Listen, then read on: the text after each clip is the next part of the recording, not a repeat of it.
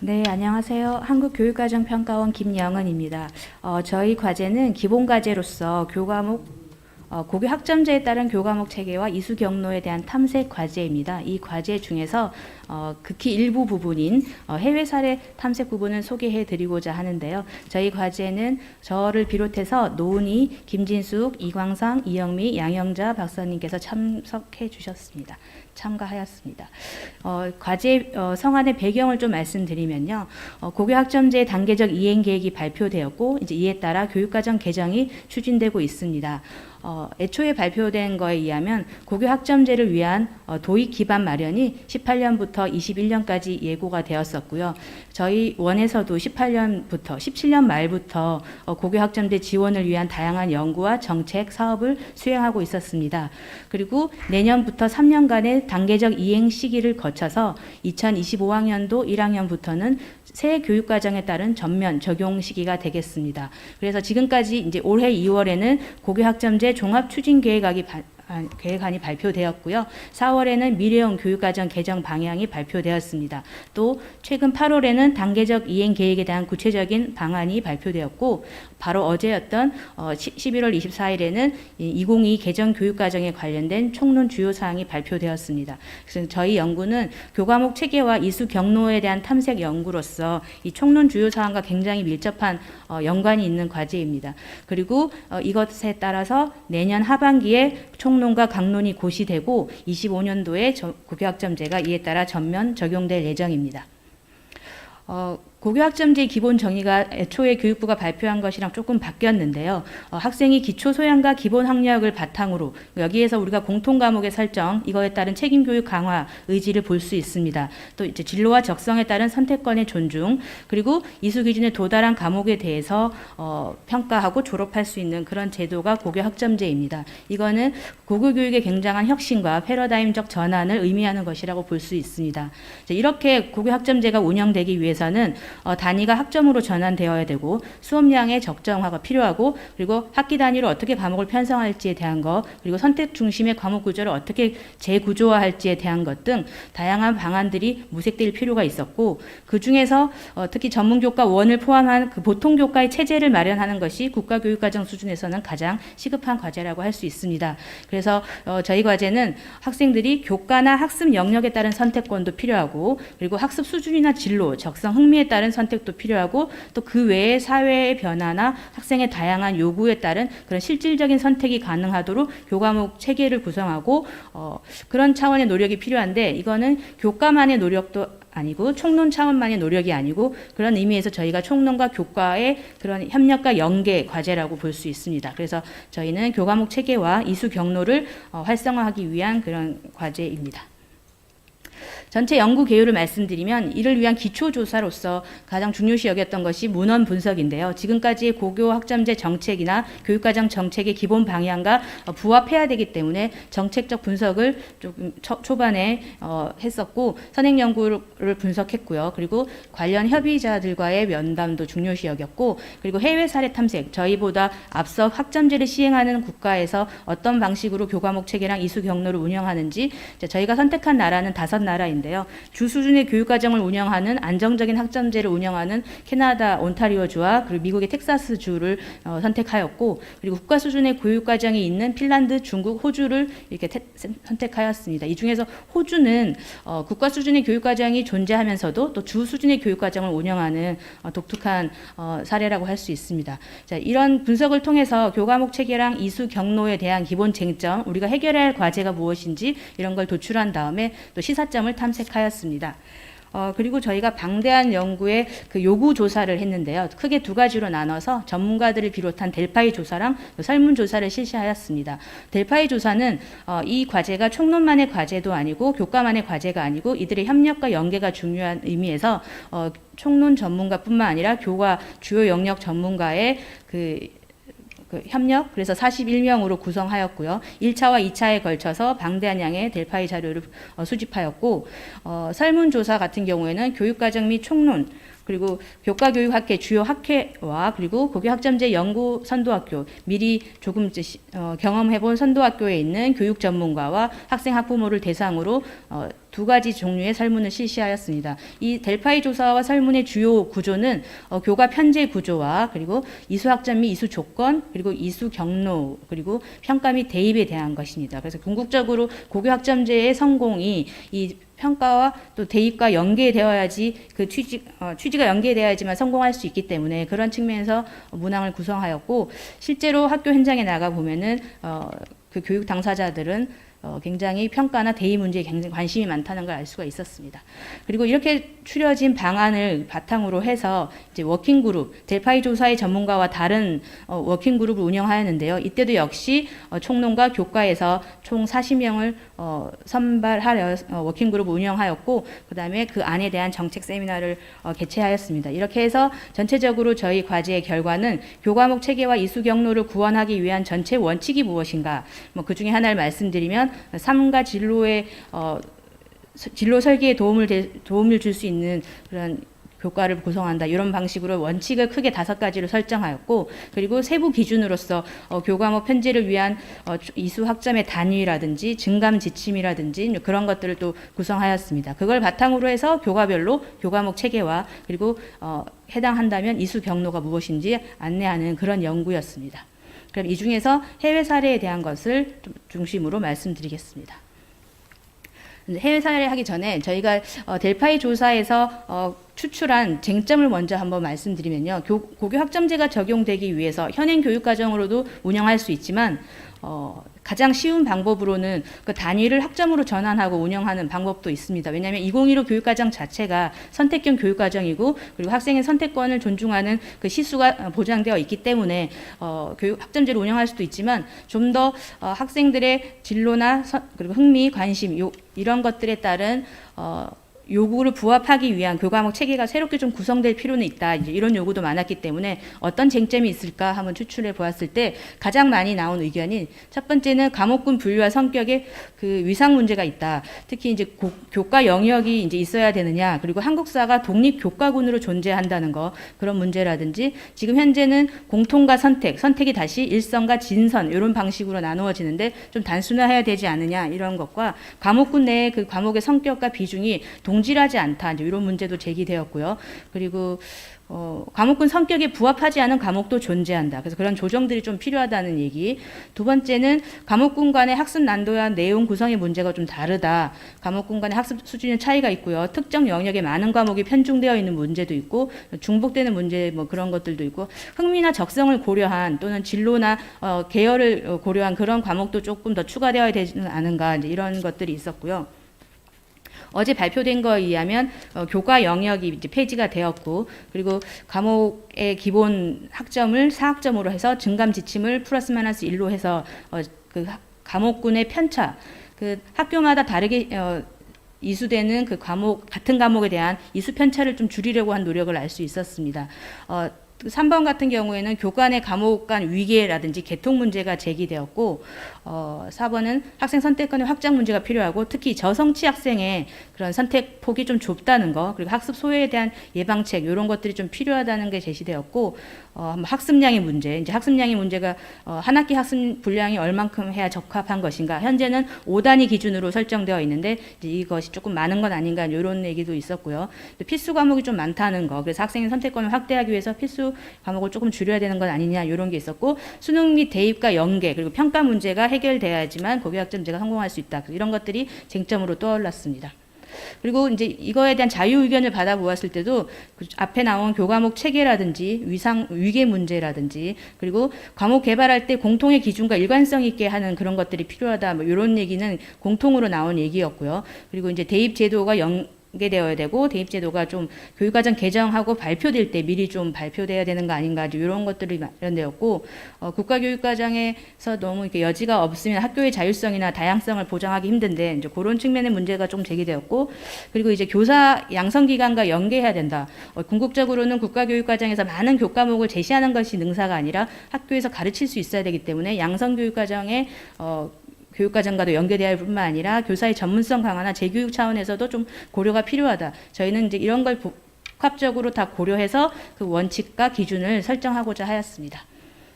델파이 조사와 설문조사의 문항을 한번 보시면 거의 유사한 구조로 되어 있다는 걸 알 수가 있는데 이제 그 이유는 같은 항목이나 쟁점, 과제들에 대해서 어떻게 요구를 하는지에 대한 다양한 의견을 수렴하기 위함입니다. 그래서 크게는 학점제의 주요 쟁점과 과제, 그리고 교과 편제 구조에 대한 거. 교과 편제 구조라고 하면 과목군을 어떻게 분류해야 되고 성격을 어떻게 규정해야 되며, 그리고 공통의 수식어 같은 게 필요한지, 공통 과목은 무엇이고 선택 과목은 어떻게 구성해야 되는지, 과목들의 사이에 위계 같은 것들이 있는지, 이런 것들을 설정해야 되는지에 대한 것들을 물어보았고요.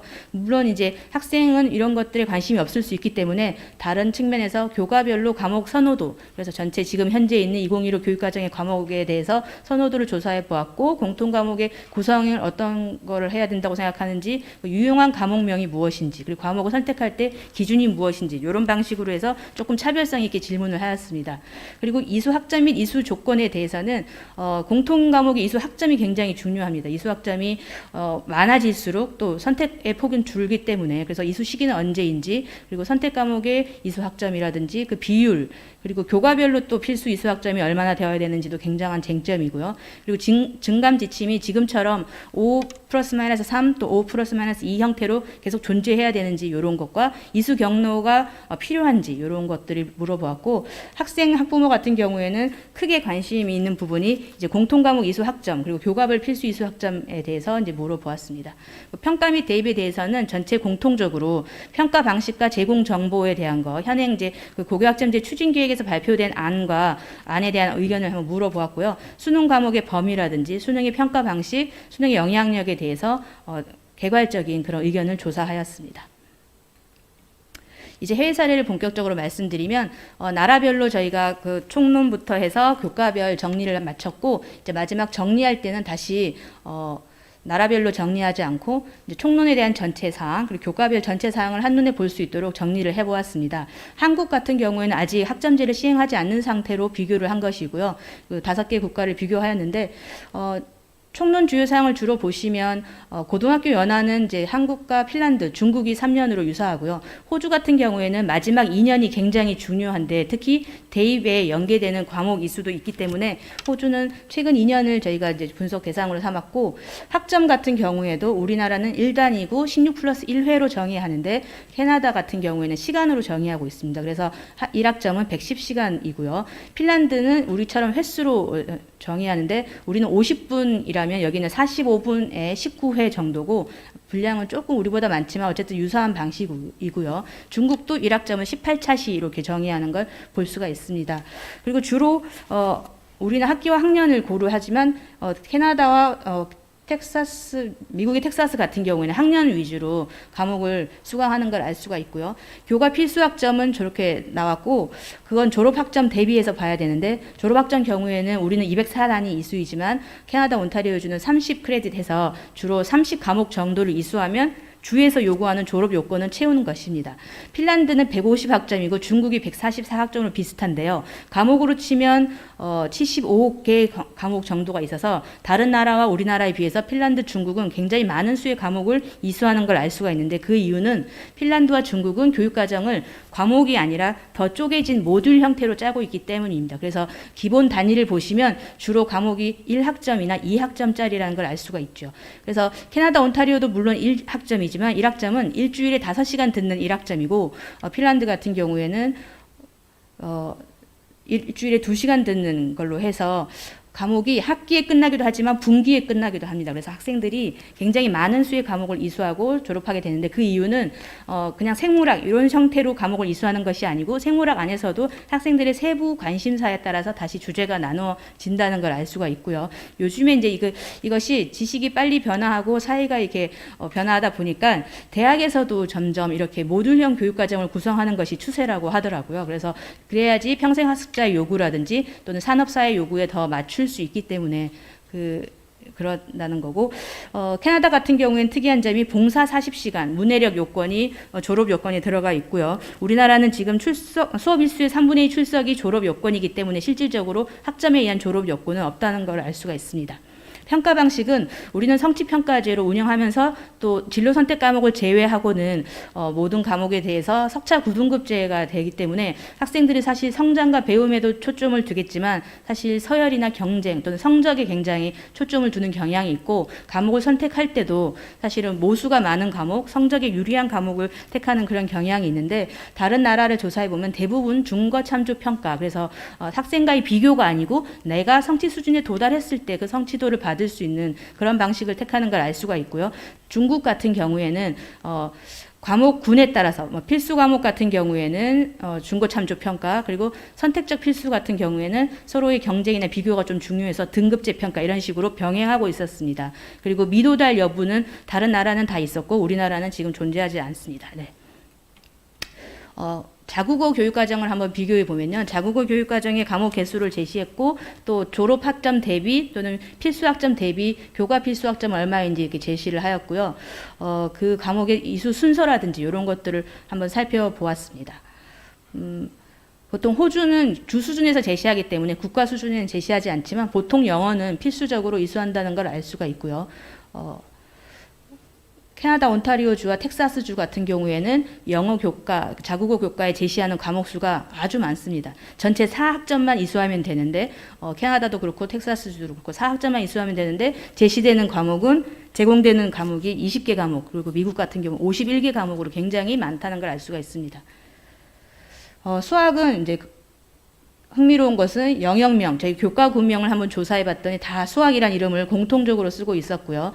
그리고 자국어와 비슷한 수준의 학점을 이수하도록 하는 것이었고 수학은 진로나 또는 수준에 따라서 굉장히 위계가 분명하게 제시된다는 것이 모든 나라의 특징이었고 특히 호주 같은 경우에는 모든 과목에서 유닛 1, 2, 3, 4 방식으로 한 과목에 대해서 4가지 유닛으로 이렇게 나누어지고 심화하는 그런 형태로 이루어져 있었고요. 중국에서는 진로에 따른 수학 과목이 굉장히 많았다는 것도 독특한 점이었습니다. 그리고 수학은 그 해당 과목을 듣기 위한 선수 과목들도 제시되어 있고 그것이 로마자로 안내되어 있다거나 또는 그림으로 안내되어 있다거나 이런 방식으로 굉장히 체계적이고 쉽게 안내되어 있는 걸 볼 수가 있었습니다. 영어를 비교했을 때 영어는 어떤 나라에서는 자국어가 되고 어떤 나라에서는 이제 외국어가 되기 때문에 또 제1 외국어인지 제1 언어인지 이런 측면들이 있어서 저희가 ESL하고 그리고 EFL 외국어로서의 영어하고 그리고 이제 세컨 랭귀지로서 언어를 구분해야 했는데요. 당연히 영어를 쓰는 세 국가는 ESL을 분석하였고 그리고 영어를 쓰지 않는 세 국가는 EFL 분석하였습니다. 분류하였는데 ESL로는 과목이 거의 제공이 잘 안 되고 있는 걸 볼 수 있습니다. 한 개 과목, 한 3개 과목 이런 정도의 구조가 있었고 왜냐하면 이 ESL이라는 것은 자국어를 배우기 위한 일종의 학생의 수준에 따른 도움을 주는 그런 과목 차원이기 때문에 이렇게 제공되지 않은 것 같지만 핀란드나 또는 중국 같은 경우에는 많은 모듈, 많은 과목 수로 제공되는 걸 알 수가 있습니다. 그리고 네, 이것도 이제 그 학생의 수준이나 그런 거에 따라 선행 수준에 따라서 이렇게 위계가 있게 제시하기도 합니다. 그다음에 사회과를 이제 비교해 보았는데요. 사회과의 명칭은 무엇으로 쓰고 있냐 했을 때 우리나라 같은 경우에는 사회 괄호 열고 역사 / 도덕 포함 과목입니다. 캐나다 온타리오주는 2개 교과 영역이 합쳐져서 우리나라의 사회교과군에 있는 교과로 이루어져 있는데 캐나다 세계탐구하고 그리고 인문 사회과학이라는 제목으로 교과들이 구성되어 있고요. 핀란드 역시 인문사회과학 안에 지리, 철학, 사회 그리고 세계관 탐구 이런 과목들이 있고요. 호주 같은 경우에도 인문사회과학 이렇게 이름이고 텍사스주는 소셜 스터디즈였고 중국은 교육과정에서는 이 세 교과가 같이 제시되어 있지만 이 세 교과를 아우르는 단어를 쓰지 않고 그대로 사상, 정치, 역사, 지리 이렇게 제시하고 있습니다. 교과 필수 학점이 저렇게 되어 있고 이제 요거는 단위 학점이라는 것은 그 과목을 이수하기 위한 기본 단위 학점이 무엇인가인데요. 저희 총론에도 명시하였지만 한국은 5단위로 하는 반면에 캐나다는 주로 1단위, 그러니까 1학점, 핀란드는 주로 2학점 이런 방식으로 운영되는 걸 알 수가 있었고 사회과는 크게 위계는 보이지 않았지만 기본 위계는 캐나다 온타리오주와 미국 텍사스주는 그 고급 과목군하고 일반 과목군을 나누어지면서 이게 있다는 걸 알 수가 있었습니다. 과학의 경우에도 거의 유사한 형태를 보이고 그런 방식으로 제공되고, 무엇보다 과학은 선수 과목들이 명시되어 있고 과목의 특성상, 그리고 해당 과학에서의 선수 과목도 필요하지만 수학적인 그런 내용도 선수 요건으로 제시되어 있는 것이 흥미로웠습니다. 그래서 해외 사례 분석에 이제 저희가 큰 걸 몇 가지씩 들자면, 학생들의 적성이나 진로 흥미에 따라서 다양한 선택 과목이 개설되어 있었고, 이수해야 할 필수 학점에 비해서 개설 과목 수가 굉장히 많다는 점, 그리고 그것이 그냥 많게 펼쳐져 있는 면도 있었지만 굉장히 체계화되어 있다는 점이 특징적이었고요. 사회과 같은 경우에는 이렇게 지리, 역사, 공민, 그리고 법, 경제학, 공평성, 탐구, 일반 사회과학, 이렇게 많은 교과에 걸쳐서 세부적인 과목이 학년별로 제공되고, 또 대학 갈 아이, 전문대학 갈 아이, 취업할 아이, 그런 수준에 따라서, 수준과 진로에 따라서 조금 체계적으로 명시되어 있다는 점이 특이했고요. 이수 경로도 그림으로 안내가 되어 있었는데, 이수 과목 자체의 위계라든지 이수 순서, 권장 학년, 선수 과목 등을 표시해서 학생들한테 쉽게 안내하고 있었습니다. 영어도 이렇게 온타리오주에서는 제시하는 과목이 굉장히 많았고, 모든 과목의 위계를 포함시키는 것이 아니고 필수 과목의 경우에 이제 이런 방식으로 가는데, 이제 9학년에는 같은 과목을 두 가지 형태로 들을 수가 있는데 선택을 할 수 있습니다. 학문 분야로 학문 과정, 그리고 응용 과정으로 할 수 있지만, 또 10학년 가서는 이것이 자기에 맞지 않으면 학문 과정으로 간 아이가 응용 과정으로 갈 수도 있고, 또 그 반대도 가능합니다. 수학 같은 경우에는 응용 과정의 학생이 학문 과정으로 갈 때 전환 과정도 이수해서 돕도록 하고요. 그런 방식으로 운영하고 있는 거고, 교과목 설계를 보시면 공통 소양으로서의 필수 과목이 있고요. 그리고 선택 과정이 굉장히 심화, 확장, 중점 이런 방식으로 확장되어 있고, 핀란드 같은 경우에는 과목군을 필수랑 선택으로 이렇게 단순화해서 나누어진 것을 알 수가 있습니다. 그러면 생물 같은 경우에 필수 과목은 이것이고 선택은 무엇이고 학점은 무엇라는 게 이렇게 제시가 될 수 있습니다.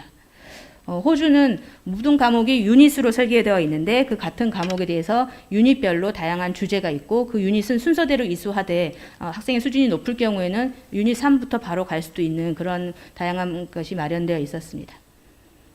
중국의 경우에는 졸업이 필요한 영어를 보시면 졸업이 필요한 학점은 이제 필수 과목으로 구성되어 있고요. 그리고 가오카오라고 해서 우리의 수능에 해당하는 과목은 선택적 필수라는 과목군으로 구성하였습니다. 그리고는 선택 과목이 굉장히 많은 심화적인 내용, 또는 오히려 기초적인 내용, 실용적인 내용, 확장, 제2외국 이런 것들이 펼쳐져 있는 걸 알 수가 있습니다. 그리고 이제 그런 경로를 제시하는 방식도, 생물의 예를 보시면 필수를 듣고 나서 곧바로 선택으로 갈 수도 있고, 필수를 듣고 이제 가오카오 과목에 해당하는 선택적 필수를 듣고 갈 수도 있고, 이런 방식으로 많은 과목을 또 진로에 맞게 제시한 것도 알 수가 있습니다. 그리고 단위 학점을 보면 대부분 이제 단위 학점이 정해져 있고 증감 지침이 없다는 것이 특징이고요. 모든 과목이 단위 학점을 취하진 않지만 과목별로는 단위 학점을 제시하고 있고, 필수 과목을 지정할 때는 주로 과목을 중심으로 지정해서 어제 발표된 주요 사항을 보니 우리의 필수 학점 지정도 공통 과목에 한정하는 걸 알 수가 있었습니다. 그리고 핀란드와 중국은 필수 과목으로, 미국과 캐나다는 필수 이수 학점으로 부여하기도 하였습니다. 그리고 대입 관련 과목은 특히 이제 호주 같은 경우와 중국은 교육과정 이수, 고등학교의 교육과정 이수가 대입에 굉장히 영향력을 미치고, 우리나라와 같은 수능 과목의 그 입시에도 요건에도 영향을 미친다는 걸 알 수가 있고요. 과목명은 그 과목명이 그냥 단순히 영어라고 표시하는 나라도 있지만, 그 과목명을 통해서 어떤 주제가 담겨 있는지 알 수 있는 그런 것으로 제시되기도 하였습니다. 네. 그리고 저희가 그것을 바탕으로 정책 제언을 하였는데요. 몇 가지만 말씀드리면, 이번 교육과정 개정 및 고교 학점제 관련 연구를 추진하면서 지금까지 상시적인 교육과정 자문단이 좀 필요했다는 생각이 드는 게, 그동안 교육과정이 개정되면 많은 데이터가 쌓이는데, 이런 데이터들, 선생님들이 교육과정 운영을 하면서 쌓는 데이터 등등, 이것들을 수렴하는 기구가 좀 부족하지 않은가. 굉장히 다양한 곳에서 많은 데이터가 축적되고 있는데 이것을 한 곳에 모을 수 있고, 그리고 상시적으로 데이터를 좀 이렇게 피드백할 수 있는 그런 건 없을까, 그런 생각이 들어서 우리 교육과정 연구지원센터가 좀 마련돼야겠다. 이제 이거를 좀 안정적으로 연구도 하고 교육과정 지원을 할 수 있고 개정에 참여할 수 있는 그런 센터를 좀 제안해 보았고요. 두 번째는 학생들이 그 이제 자신의 진로 탐색이라든지 교과 이수 경로랑 연관해서 보는 게 굉장히 중요한데 학교에만 맡길 것이 아니라 좀 표준화된 플랫폼을 제공해서 학생들이 조금 체계적으로 미리 해볼 수 있고 또 지금 해당하는 초등학생, 그러니까 고교학점제 적용 대상이 되는 뭐 중학생 이런 아이들이 미리 좀 알 수 있도록 좀 안내할 수 없을까 이런 것들을 제안하였습니다. 그리고 특히 이제 다양한 과목들이 신설되었을 때 학교에서 선생님들한테 그 전문적인 역량을 가지고 가르치는 것이 굉장히 중요하다고 할 수 있는데 또 부담도 될 수 있는데요. 좀 그런 걸 위한 연수 프로그램이나 그런 역량 제고도 필요하지만 또 저희가 제안한 것이 모듈형 교육과정 운영을 통해서 핀란드와 중국처럼 좀 과목을 너무 크게 뚱뚱하게 만들지 말고 다양한 주제나 융합형 주제가 들어올 수 있게 조금 이것들이 세분화돼서 좀 구성되면 선생님들이 분담해서 가르치기 좋겠다. 그 힌트를 저희가 핀란드에서 얻었는데요. 핀란드는 이제 과목으로 교육과정을 구성하는 것이 아니라 공부의 단위, 스터디 유닛으로 구성하는데 이때 같은 스터디 유닛을 들어도 학생들마다 자기 요구에 따라 쌓는 블록들은 달라지는 거죠. 그래서 이 블록들은 다양한 교과나 과목에서 나오기 때문에 이런 것들을 활용해 보면 좋겠다라는 생각이 들었습니다. 네, 나머지는 자료들을 참고하시면 되겠습니다. 이것으로 발표를 마치도록 하겠습니다. 감사합니다.